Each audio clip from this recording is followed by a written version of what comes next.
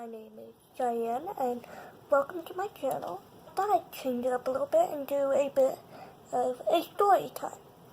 Now, if you have, scrolled through my channel, or if you remember when I first started my channel, if I knew you at that time, whatever, you might remember that my first video was called Colorado Vlog. I did not film or talk about why I was there, which was for the Little People of America convention.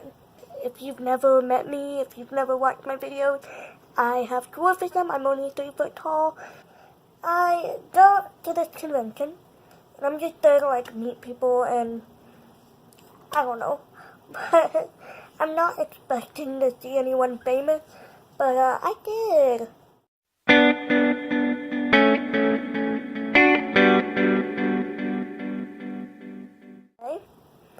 So, we are staying in a different hotel. So, I will take my scooter with one of my parents or all of everybody that came, which was my parents and my sister, and we would go back and forth from our hotel to that hotel. Well, I went over there, and I don't remember what we were looking for, or if I was just over there for fun at that time. Some of the events were on the main floor, and some of them were in the basement area, and so I had to go down to that basement for whatever reason. So my parents dropped me off, and then they went to go tour Denver, and so I get on the elevator, and I see this person, and I'm like, that can't be them. I'm like, this looks like Amy Roloff, but I don't want to be that person that assumes that they're Amy Roloff and they're not, but I also don't want to be that fangirl, So I'm trying to figure out if this is actually her, or just someone that looks a lot like her. And then, right about the moment I'm trying to figure that out, she goes around and says, "Hey, I'm Amy, what's your name?" I'm like, wait, I was right.